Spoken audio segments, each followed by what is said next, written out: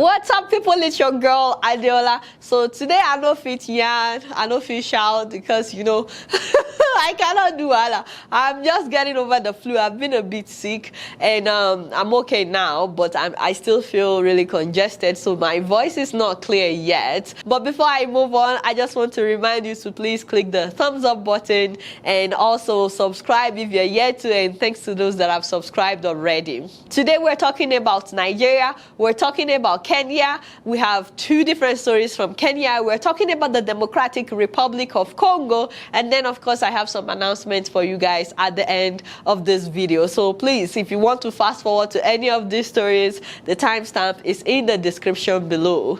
So I'm just going to take it easy. But did you guys hear that our Accountant General is a thief? I mean, allegedly, please. Allegedly, in case you're watching, don't be upset, because the man is here to be convicted. So even though we know he's a thief, we cannot say that he's a thief. I mean, you get what I'm trying to say? Okay, so even though EFCC said he's a thief, we cannot call him a thief. But apparently my father, 61-year-old Alhaji Ahmed Idris, who was appointed by Oga Buhari, is a thieving somebody. I said, hey, Jesus is Lord. Is it that Buhari did not know the man he was appointing is a thief, or he knew? I'm just asking. Mokambire, he said, I understand. Daddy has allegedly stolen 80 billion naira. Oh, my father and my God, that is almost $200 million. So that's like $192 million, just like that. The anti-graft body says the funds were laundered through real estate investment in Kano and Abuja.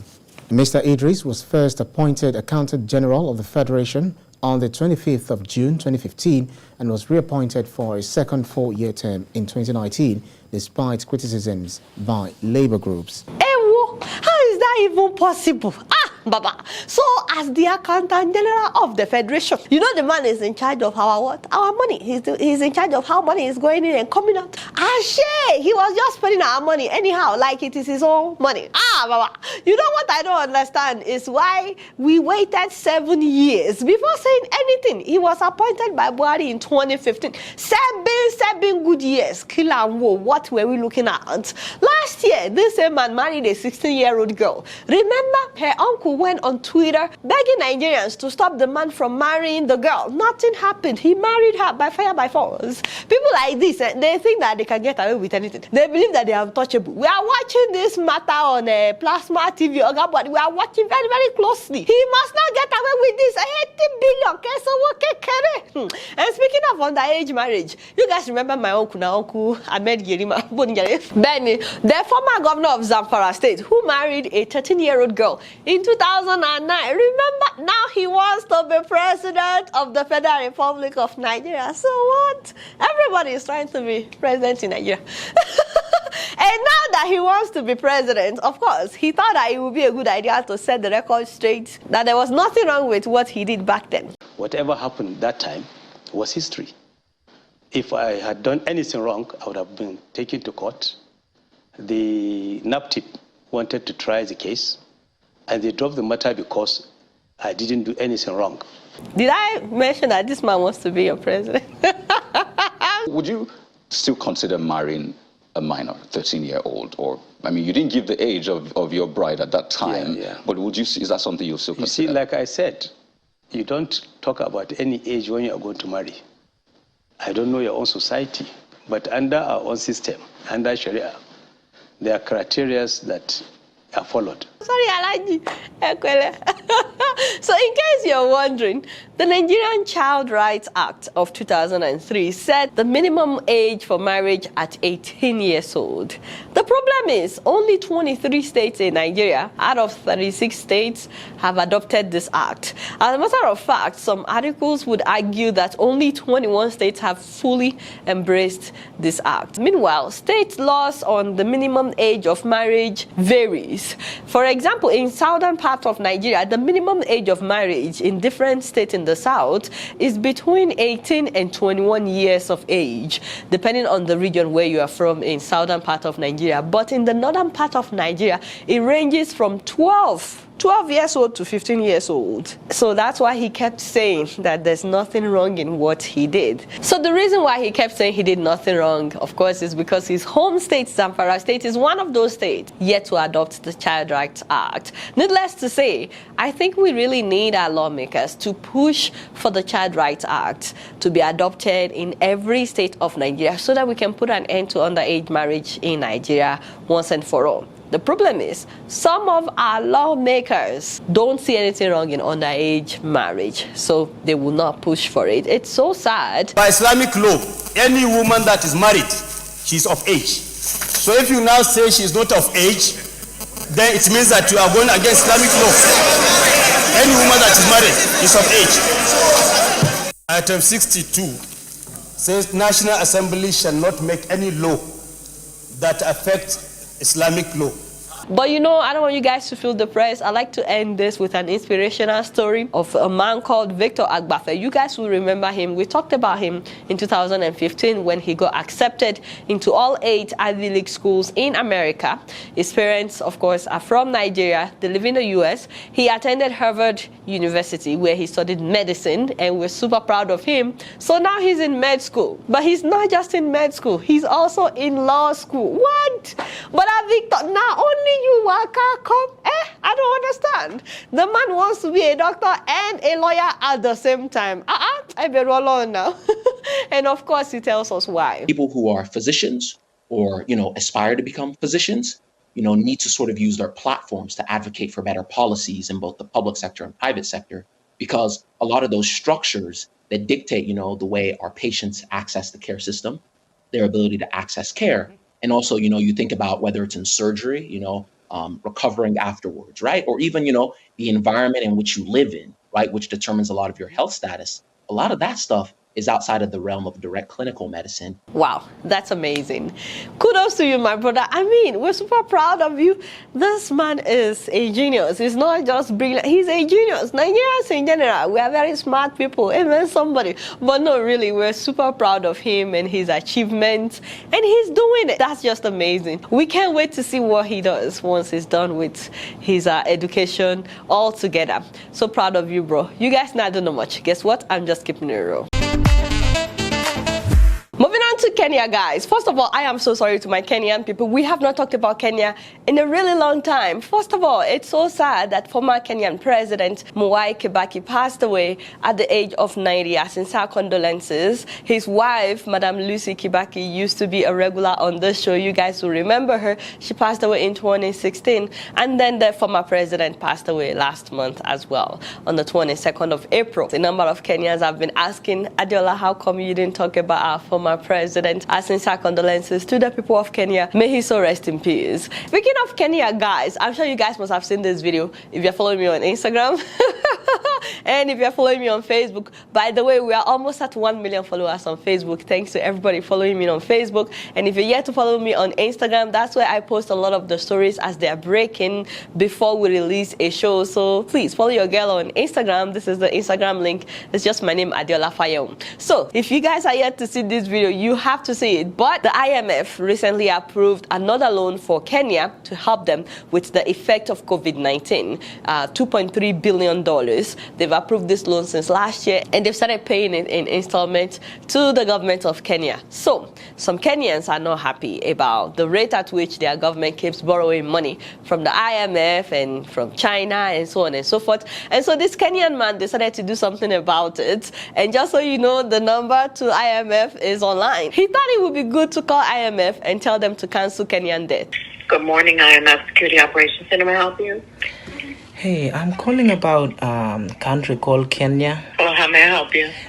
It looks like that country decided to take a loan recently. Our president decided to take a loan, and I was just calling to cancel on behalf of the Kenyan community. Please, if you know this brother's name, please put it in the comment section. We just really appreciate this brother. He's trying to help his country. Sir, are you the head of Kenya? Are you the president? Of Kenya? No. Or the prime minister? I'm the citizen of Kenya. You have to speak with your government, sir. So you guys can cancel those loans? No, sir, because you are not of authority to do so. But you know, he's not the only one that called IMF. Another Kenyan man, a motorcycle driver, called IMF as well to express his own concerns about how IMF is giving money to the Kenyan government. Is that IMF office? Thank you. I'm calling from Kenya. I heard that you gave Kenya money to save business which affected by coronavirus. So what I want to is don't send my money to government.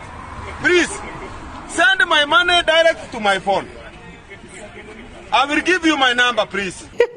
So in his case, he wants IMF to send him his own share of the, of the money.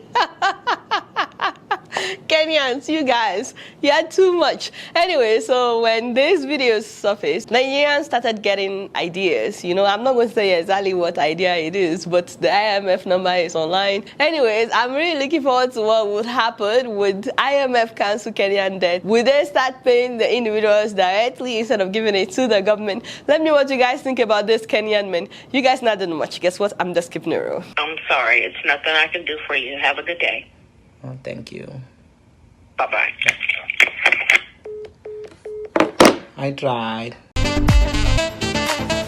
So guys, this next story is still a Kenyan story, but it had to be a standalone story because it's so inspiring. By now, you must have seen the pictures of this beautiful Kenyan nurse circulating on the internet. Guys, meet 31-year-old Anna Kabali Duba, who has won this year's Asa Guardian's Global Nursing Award in Dubai, where she was crowned the world's best nurse among, guess how many? 24,000 nominees worldwide. What? That's incredible. Winner of the award for this years of Aster Guardian's Global Nursing Award goes to Anna Kabali Duba.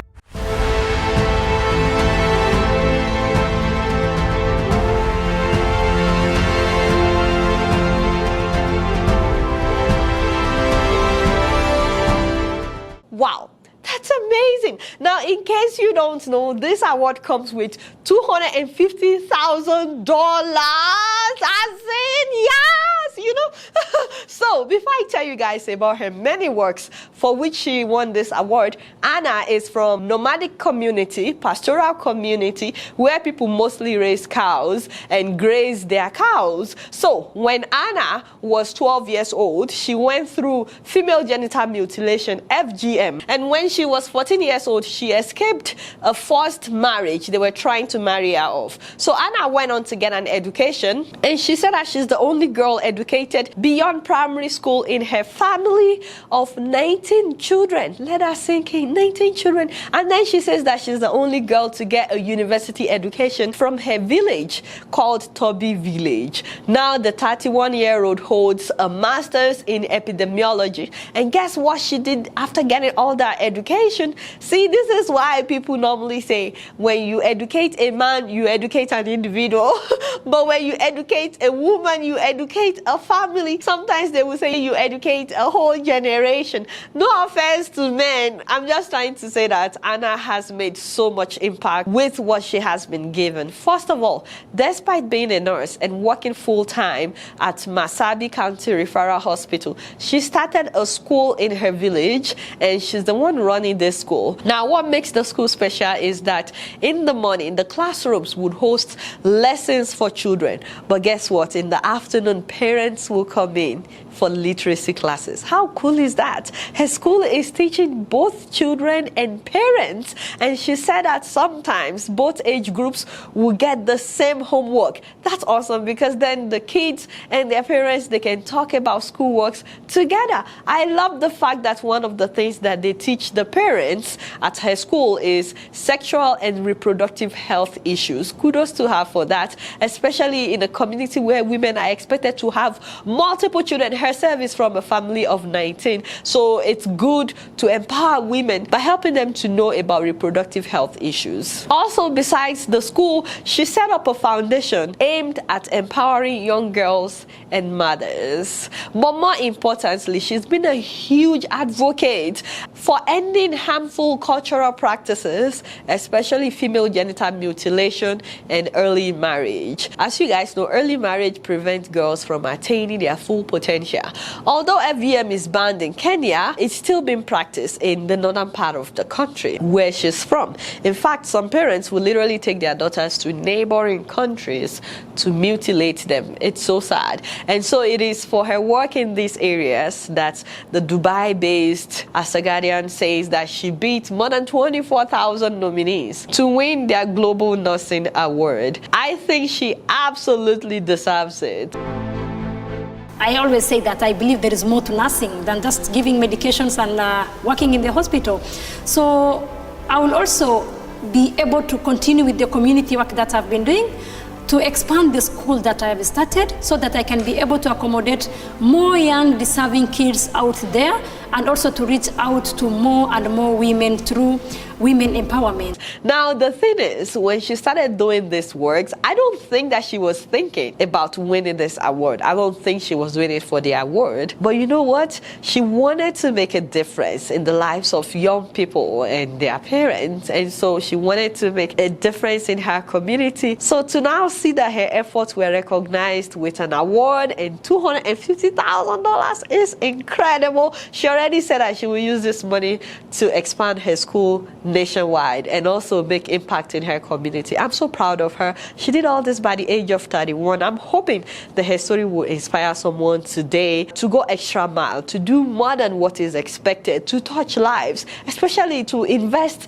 in the lives of young people. You know, the question is, what have you been given? This lady was given an education. She was able to get her college degree, her master's degree. In return, she's giving back. And so the question is, what have you been given? Some of you have been given more than she was given. Some of you got more than master's degree. Some of you got PhD. Some of you got double degrees. What have you been given? Is it money? Is it talent? Is it connection to people that can make a difference? What have you been given that you can now give back to touch lives? So I'm hoping that her story would inspire someone today. And maybe someone watching me today has been investing a lot in the lives of people.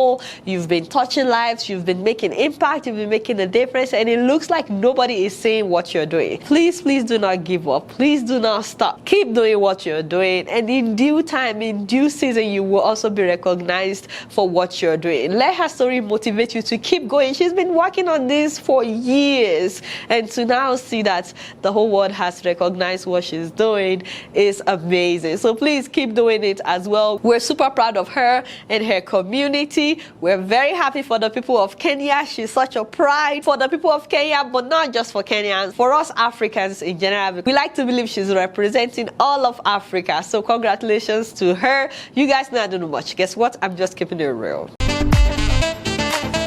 Moving on to the Democratic Republic of Congo, guys, in the city of Goma. I want you guys to meet a 24-year-old man, a student by the name Desare Kabengela. He made a wooden treadmill that meets international standards. L'étudiant Désiré Kabengele de l'ISTA Goma en République démocratique du Congo vient de rendre au standard international le système à tapis de course mécanique sur lequel il a défendu il y a quelques jours en électromécanique. Wow, that's amazing. And the reason that I love this story is the fact that you don't need electricity to operate this. It has already been approved by experts in the field of sport. It can be installed anywhere, such as in the offices and even at home. Yes, you know that we are in Goma. We always have lack of electricity. With this equipment, you can use it anytime, even if you do not have electricity. That's awesome. So if you live where electricity is not stable and you want to be in good shape, this is a great option. You know, it comes with all kinds of benefits. This machine helps improve endurance, fight against cardiovascular diseases, reduce the risk of high blood pressure, and many others. We're super proud of this brother. The only issue when they tested it out is that when the speed increases, then the noise gets louder. And I'm really hoping that he has worked on this. So I found him on Instagram. This is his Instagram handle in case anybody is thinking about ordering from him. You know, I believe that you can DM him and see if he would respond. I don't know how else to contact him, but I love the fact that he wrote "Made in the DRC" on his treadmills. People are already using it in the DRC, so if you're outside of the DRC and you would like to order one, send him a direct message on Instagram, see if he would respond. We're super proud of him. Thank you so much, my brother. Keep up the good work. You guys not doing much. Guess what? I'm just keeping it real. So guys, one thing makes me happy, and it's the fact that many of you became investors by watching this show. As a matter of fact, you have no excuse not to be an investor, especially in real estate. If you've been watching this show, I've introduced you guys to all kinds of properties that appreciate by Madam Grace Ofure of Lifeguard International, and of course, Uncle Kola Balogun of Terra Developers. And so today I have a very important announcement from both of them, which I'm hoping that you guys will take advantage of. The first announcement is from Auntie Grace Ofure of Lifeguard. She is reopening the sale of Grand Haven to sell 20 more plots. So that's the 5.2 million naira 500 square meter that I advertised, as well as the 3.2 million naira for 300 square meters that I advertised. You know, after I announced that she was closing the sale for now, I got so many emails, people asking me to tell her not to close yet, and many people actually contacted her directly. So she said that she would reopen it to sell 20 more plots. This doesn't mean that she will sell to 20 more people, because one person can buy 5 plots, 10 plots, I don't know, but she's willing to sell 20 more plots. So if you're interested, please contact her ASAP on the Grand Haven. This is the email to contact her and the phone number. Also, if you are buying from her, please keep in mind that there is a survey and deeds fee of 1 million naira. The survey fee is for Lagos State. It will be paid to the registered surveyor, and the deed fee is for legals to prepare your deeds of assignment. So please keep that in mind. Even if you're buying multiple plots, you will only pay for one survey and deed fee. That is 1 million naira. So congratulations to those who have already bought, because your land will soon start appreciating. I'm pretty sure that by the next 2 months, I will come and tell you how much it is. She will let me know. Also, Auntie Grace will be in Houston, Texas on the 23rd of July. I've announced that before. She will be having a free real estate investment class for anybody that is interested. Please send an email if you're interested in attending that. And she will be coming with documents for those who bought from her in Texas and the states around Texas. Please come and pick your document. So she's begging people to make it a point of duty to come and pick their document while she's in Texas. Also, while she's in Texas, she will be having her first book review of her books. She's publishing 2 books. Congratulations to you, Auntie Grace. I'm super proud of you. I cannot wait to read your books. And of course, my second announcement is from Uncle Kola Balogun. First of all, to congratulate those who bought the Olivia Court apartment in Lekki Phase 1 from him last year. Guess what? They finished this apartment. This is video and pictures from the apartment, and they've started handing over the apartment to those who bought from him. They were late by 2 months to deliver because of Nigerian factor, but guess what? They delivered. See how beautiful it is. Like, really, people have already started moving in, and some of their customers, some of their clients actually talked about how satisfied they were when they got to their apartment. Terra Developers, everything was on time. I love what I see. Money-wise, affordable.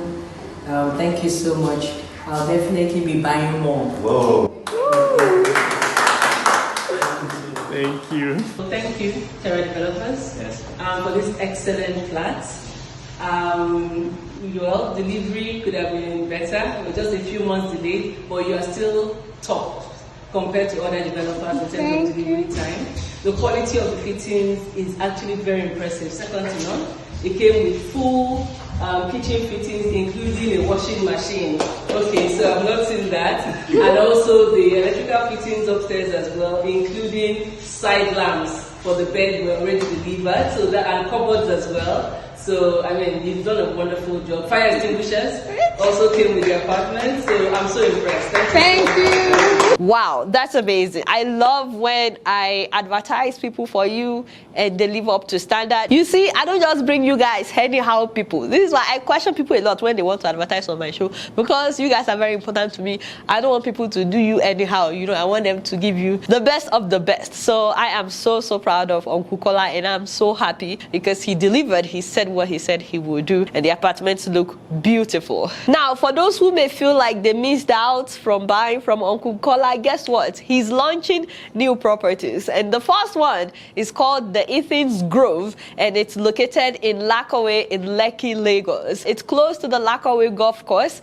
and it would have world-class infrastructure, including 24 hours of electricity and a swimming pool in the common area. So the Ethan's Grove is made up of 3-bedroom apartment plus a boys' quarter terrace. He said the boys' quarters will be for your house help, your housemaid. I was like, shut up, people in Nigeria, you guys are enjoying. Anyways, I think this is wonderful. 3 bedrooms plus a boys' quarter terrace for only 30 million. But because you are coming from Adeola, once you mention Adeola like that, he's dashing you 2 million naira. So you will only pay 28 million. As in 28 million naira for 3 bedrooms and a boys' quarter terrace in Lakawe, Lagos. And this is close to where the new airport would be. It will be completed in 18 months. So you have 18 months to pay this 28 million. But if you cannot pay off in 18 months, then you have up to 5 years to finish paying. So if you can, please pay off in 18 months and then you don't need to pay extra money. Please keep in mind that he's also charging the 1 million naira for survey and deeds fee. You know, they need to pay Lagos State for the survey, and they need to pay legals for the deeds,